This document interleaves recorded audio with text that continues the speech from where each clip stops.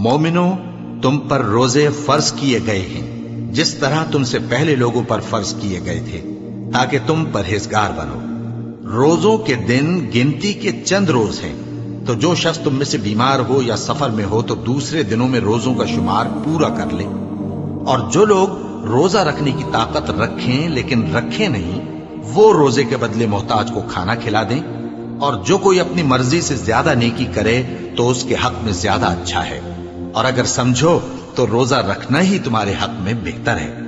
روزوں کا مہینہ رمضان کا مہینہ ہے، جس میں قرآن اول نازل ہوا، جو لوگوں کا رہنما ہے اور جس میں ہدایت کی کھلی نشانیاں ہیں، اور جو حق و باطل کو الگ الگ کرنے والا ہے۔ تو جو کوئی تم میں سے اس مہینے میں موجود ہو چاہیے کہ پورے مہینے کے روزے رکھے، اور جو بیمار ہو یا سفر میں ہو تو دوسرے دنوں میں روزے رکھ کر ان کا شمار پورا کر لے۔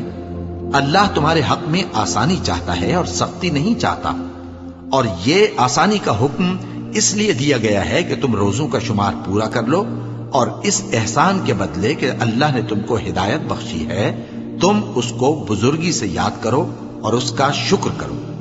اور اے پیغمبر، جب تم سے میرے بندے میرے بارے میں دریافت کریں تو انہیں معلوم ہو کہ میں تو تمہارے پاس ہی ہوں۔ جب کوئی پکارنے والا مجھے پکارتا ہے تو میں اس کی دعا قبول کرتا ہوں۔ تو ان کو چاہیے کہ میرے حکموں کو مانیں اور مجھ پر ایمان رکھیں تاکہ نیک رستہ پائیں۔ روزوں کی راتوں میں تمہارے لیے اپنی عورتوں کے پاس جانا جائز کر دیا گیا ہے، وہ تمہاری پوشاک ہیں اور تم ان کی پوشاک ہو۔ اللہ کو معلوم ہے کہ تم ان کے پاس جانے سے اپنے حق میں خیانت کرتے تھے، سو اس نے تم پر مہربانی کی اور تمہاری حرکات سے درگزر فرمائی، تو اب تم کو اختیار ہے کہ ان سے مباشرت کرو۔ اور اللہ نے جو چیز تمہارے لیے لکھ رکھی ہے یعنی اولاد، اس کو اللہ سے طلب کرو اور کھاؤ اور پیو، یہاں تک کہ صبح کی سفید دھاری رات کی سیاہ دھاری سے الگ نظر آنے لگے۔ پھر روزہ رکھ کر رات تک پورا کرو، اور جب تم مسجدوں میں اعتکاف بیٹھتے ہو تو ان سے مباشرت نہ کرو، یہ اللہ کی حدیں ہیں، ان کے پاس نہ جانا۔ اسی طرح اللہ اپنی آیتیں لوگوں کے سمجھانے کے لیے کھول کھول کر بیان فرماتا ہے تاکہ وہ پرہیزگار بنے۔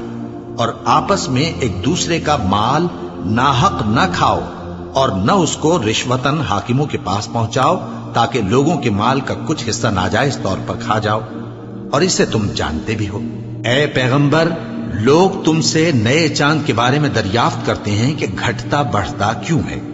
کہہ دو کہ وہ لوگوں کے کاموں کی میعادیں اور حج کے وقت معلوم ہونے کا ذریعہ ہے، اور نیکی اس بات میں نہیں کہ احرام کی حالت میں گھروں میں ان کے پچھواڑے کی طرف سے آؤ، بلکہ نیکوکار وہ ہے جو پرہیزگار ہو، اور گھروں میں ان کے دروازوں سے آیا کرو، اور اللہ سے ڈرتے رہو تاکہ کامیاب ہو جاؤ۔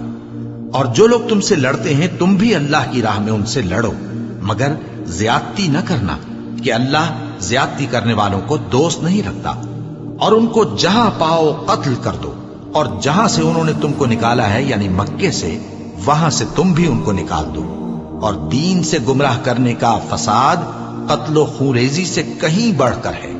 اور جب تک وہ تم سے مسجد حرام یعنی خانہ کعبہ کے پاس نہ لڑیں تم بھی وہاں ان سے نہ لڑنا۔ ہاں، اگر وہ تم سے لڑیں تو تم ان کو قتل کر ڈالو، کافروں کی یہی سزا ہے۔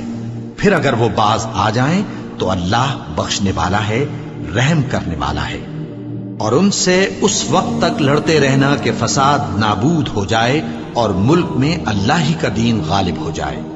پھر اگر وہ فساد سے باز آ جائیں تو ظالموں کے سوا کسی پر زیادتی نہیں کرنی چاہیے۔